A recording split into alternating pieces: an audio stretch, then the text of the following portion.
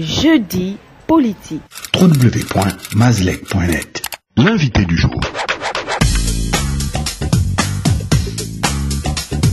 Guy Arlin Nang Ango, merci d'avoir donc répondu à l'invitation de Mazlec Info dans Jeudi politique.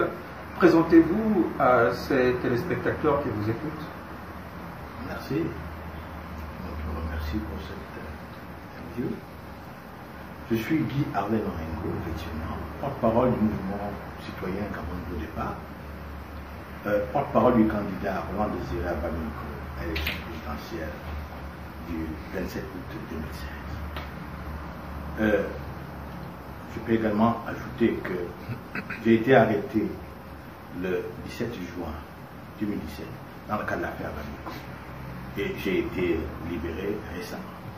Ouais, pour parler justement de cette interpellation suivie de cette libération, il faut dire que vous avez été arrêté dans cette affaire pour notamment atteinte à la sûreté de l'État.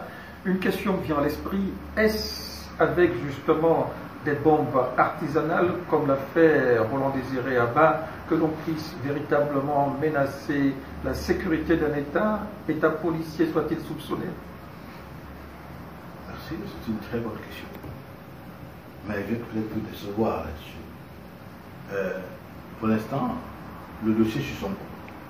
Je ne suis pas habilité à parler de cette question. Non, mais parce qu'on a vu des bombes en manioc, en carton, posées par Laurent Désiré Abamiko, au point que cela fasse justement l'objet de caricatures dans l'opinion et sur la toile même. Les Gabonais sont libres de caricature, de faire tout ce qu'ils veulent. Sur ce dossier, je ne peux pas me prononcer.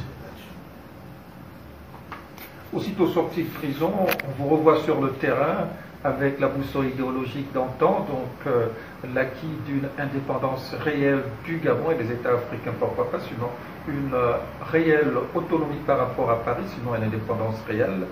Et sur ce, il faut souligner que vous proposez deux principaux points, ou la révision des accords signés avec la France, ou le dépoussiérage justement de l'indépendance sous conditions. Un peu plus d'éclairage sur ces deux préalables ou conditions. Alors, s'agissant des accords de coopération signés entre la France et le Gabon, il est clair qu'il y a des aberrations là-dedans. Fort de ces aberrations, nous demandons essentiellement deux choses. Que l'on révise ces accords en profondeur. Il y en a 13 au total. Que l'on les révise en profondeur. Le cas échéant, que l'on renonce à notre indépendance sous condition pour redevenir officiellement des Français. Voilà ce que nous disons par rapport à ces accords. Et est-ce que revenir, régner notre nature de Gabonais ne serait pas également mal perçu dans l'opinion? Est-ce que politiquement c'est vendable? Vous savez, un homme d'État pense d'abord aux prochaines générations. Le président de la République prête serment pour garantir le bien-être du peuple. Ça veut dire qu'en tant que tel, le président doit d'abord voir le bien-être du peuple. Et vous dites que nous sommes indépendants. Bon, une indépendance de pacotille quand même, hein, dénoncée par Bouddha. C'est vous qui le dites. Vous dites que nous sommes indépendants. Moi je dis que nous sommes indépendants sous conditions. Ces conditions-là, il faut les revoir. Il faut les revoir en profondeur. Maintenant, si on ne peut pas les revoir, on redevient simplement des Français pour jouir pleinement des droits des Françaises et des Français en renonçant à notre indépendance. Est-ce que notre positionnement géographique en terre africaine ne causerait pas de problème? Oh, bien au contraire. Sur le plan géostratégique, ce serait un avantage pour la France de disposer d'un territoire officiel au cœur de l'Afrique. Ce serait plutôt un avantage. Et là, vous marchez à contre-courant des panafricanistes. Les prédécesseurs qui, pour certains, ont payé de leur vie pour voir la France hors du champ africain. Vous savez, on ne va pas inventer la roue. Actuellement, il y a un sommet du G7 qui se tient. N'est-ce pas? Il y a combien de pays africains qui sont là-dedans? Or, si le Gabon intègre à nouveau des représentants du Gabon ont assisté au G7. Moi, c'est ce que je vois, c'est ce que je pense. Et là-dedans, les Gabonais auront le bien-être. C'est ça mon objectif. C'est ça l'objectif du mouvement citoyen gabonais. Donc, loger à la même enseigne que les Français en termes d'acquis sociaux, etc. Voilà, etc. sur tous les plans. D'accord. On retire également votre volonté de voir intégrer dans la constitution gabonaise la 9 provinces, la date du 16 août 1960 ou 17 août, c'est selon, il faut faire allusion à la commémoration selon l'accession du Gabon à la souveraineté internationale. La France également, curiosité, et le CFA très controversé. Un peu plus d'éclairage sur ces préoccupations, leur intégration dans la constitution gabonaise. Merci. Nous avons eu notre indépendance le 17 août 1960. Notre indépendance sous condition. Il faut être clair là-dessus. Alors, si on a réellement eu cette indépendance, vous pouvez m'expliquer pourquoi cette date est absente dans notre constitution? On ne doit pas. L'intégrer avec quel contenu, justement? Mais un contenu clair, il ne faut pas mentir. Nous devons dire l'histoire. Parce que nous voilà avec une constitution, avec un acte de naissance, sans date de naissance. C'est un sens d'avoir un acte de naissance qui n'a pas de date de naissance. Nous voulons mentir. Pourquoi? Soyons clairs. Nous ne devons pas cacher notre histoire. Nous devons présenter notre histoire là où nous voulons. Mais l'histoire du pays ressort le 17 août, hein, l'histoire politique du pays. Mais oui, mais il faut que ce soit écrit, codifié, clairement. Si ce n'est pas codifié, c'est que ce n'est pas notre histoire. C'est que c'est toujours l'histoire de la France. Si c'est mis que le Gabon a eu son indépendance le 17 août grâce à la France, ouais, ce serait très clair. Et le controversé CFA inséré dans la Constitution, c'est pourquoi faire? Mais le franc CFA, c'est notre monnaie, non? C'est un instrument de souveraineté. Ah non, un élément, une preuve patente plutôt de la mainmise de Paris sur les États africains. C'est selon. Mais je dis, c'est un élément de souveraineté. Au même titre que la langue. Il faut clairement que le franc CFA soit présent comme instrument de souveraineté dans notre Constitution. Parlons de langue. Vous souhaiterez une langue nationale pour le Gabon, si oui, laquelle? Ce serait utopique. Pour l'instant, vous constatez avec moi que dans la plupart des familles, le français écrase toutes nos langues. Vous n'envisagez pas de renverser la tendance, non? Renverser la tendance, la langue sert à quoi d'abord? La langue sert à communiquer. À quoi bon prendre une langue si on ne peut pas communiquer? Il y a combien d'ethnies au Gabon? Ici, il faut choisir une langue là-dedans. Vous savez toute la gymnastique que ça prend. Même en France, pour choisir le français dont on parle aujourd'hui, il a fallu que le roi de l'époque impose un certain français de France. Parce que s'il faut s'attendre à ce que les ethnies s'entendent pour choisir une langue, ce sera impossible. Donc, la logique actuellement... La décision doit être éminemment politique, c'est cela. Voilà. D'accord. La bonne gouvernance fait partie de vos préoccupations politiques. Et dans ce plan de bonne gouvernance, de redressement économique, c'est selon, vous prônez de raser, sinon de mettre à ras certaines institutions républicaines. Citez-nous quelques-unes d'entre elles et pourquoi celle-là et pas d'autres. Il est dit clairement que nous voulons réduire de façon significative le train de vie de l'État. Je vous pose une question toute simple. M'excusez. Vous connaissez la séparation des pouvoirs, n'est-ce pas? Bien sûr. Pouvoir exécutif, n'est-ce pas?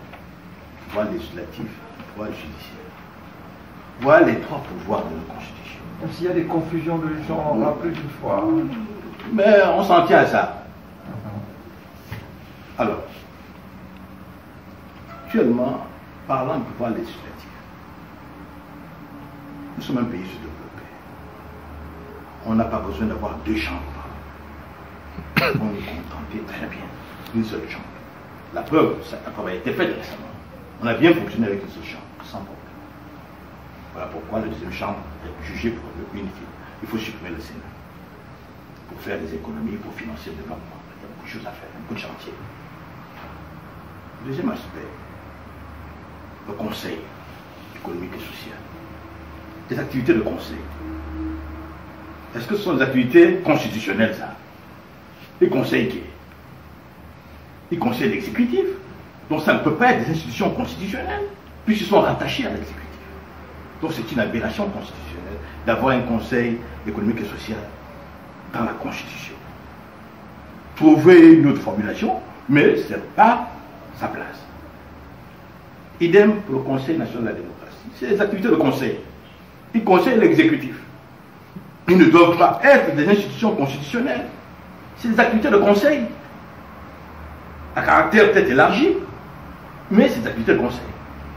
Donc, ça n'appartient ni à l'exécutif, qu'est-ce que je dis, ni au législatif, ni au judiciaire. C'est rattaché directement à l'exécutif. Le Sénat appartient au législatif. Oui, mais ça en fait trop. On n'a pas besoin de tout ça. Une seule chambre suffit pour fonctionner. On a bien fonctionné comme ça, bien tout dernièrement. Il n'y a pas de problème pour ça. On vous est également favorable à une concertation, c'est selon un dialogue, une union des Gabonais, sous la houlette d'Ali Bongo comme chef de l'État. Est-ce que justement mettre le curseur sur Ali Bongo, on vous a su au côté de Jean-Ping dans la présidentielle de 2016, ne vous mettrait pas en porte-à-faux par rapport à certains propines qui continuent à dénier à Ali Bongo la posture de chef de l'État? Est-ce que le camp Abaminko a changé le camp? Bon, j'aimerais d'abord vous dire une chose. Au Gabon, il n'y a que des Gabonais et des Gabonais. Et il est clair qu'entre Gabonais, on est unis dans la concorde et la fraternité. C'est normal que nous puissions nous réunir pour parler des choses du pays. Et je ne vois aucun camp qui soit contre cela. Pour ma part, je crois à la concertation nationale. Et je suis convaincu que les Gabonais peuvent se parler et doivent se parler. Vous savez, je vous ai dit tantôt que notre unité nationale a été atteinte le 27 août 2016. Parce que Ali Bongo ne dit pas l'unité grâce à l'égalité de chance. Et Jean-Ping Leti-Miene, grâce à son projet, le Gabon à la ville de la poche du besoin, sont arrivés en tête de cette élection. C'est la preuve historique que nous avons atteint notre unité nationale. Et je vous disais tantôt également que si vous écoutez attentivement le refrain de la concorde, éveille-toi, Gabon, une aurore se lève, encourage l'ardeur, qui vibre et nous soulève. Cette phrase signifie en clair que nos aïeux nous demandent de nous réveiller pour mettre le pays au travail. Et quand on voit la dernière ligne, c'est enfin notre essor vers la félicité. C'est enfin notre essor vers la félicité. De l'excellence. Dès qu'on se réveille, on se redresse et on travaille.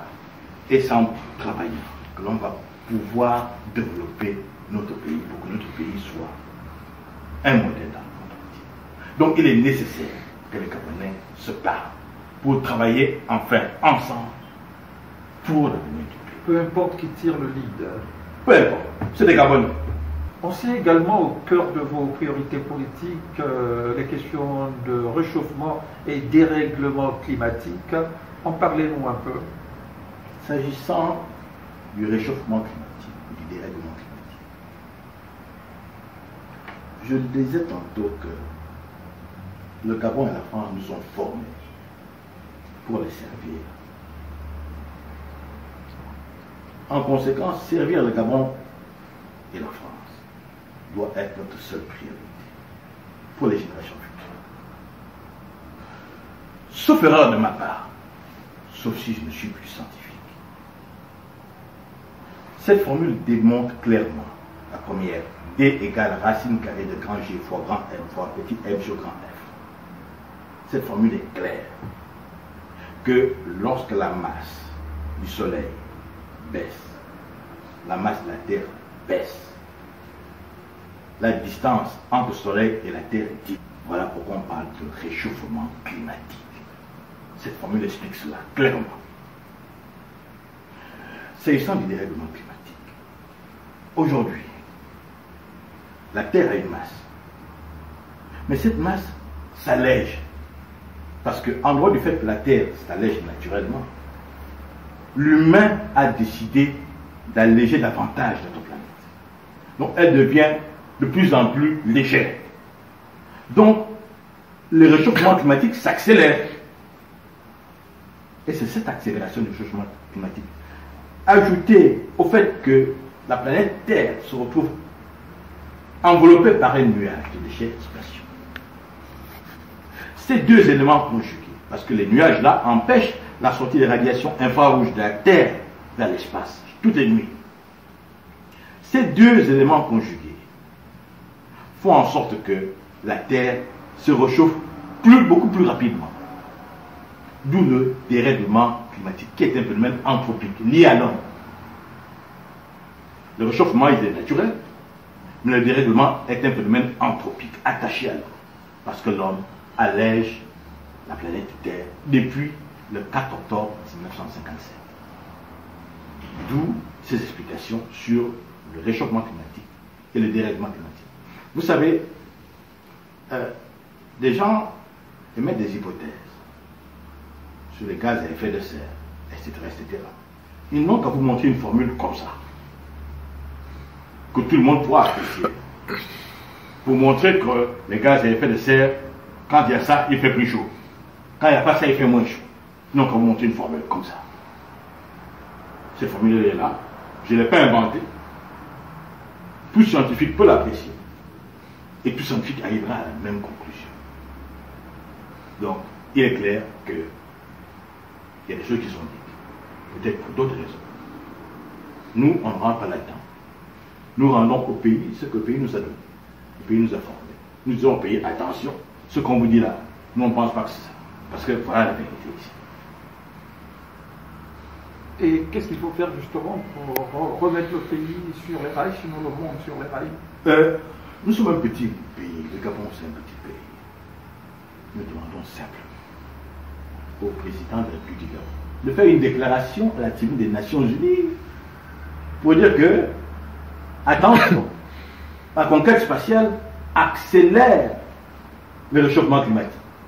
La conquête spatiale provoque le dérèglement climatique. C'est à eux de décider. On ne peut que faire ces déclarations-là. C'est tout ce que nous pouvons faire. Nous ne sommes rien du tout face aux gens de ce monde. Je vous ai cité les 25 pays les plus développés au monde, ou les plus puissants au monde. Le Gabon est quoi? Même pas un pays africain. Donc on ne peut que faire une déclaration à la Tribune des Nations Unies. Et la seule personne qui peut le faire, au nom du Gabon, c'est le président de la République. S'il ne le fait pas, il a ses raisons. S'il le fait, ce serait tant mieux. Guy Arlin Nang Ango, merci. Merci, c'est moi qui vous remercie.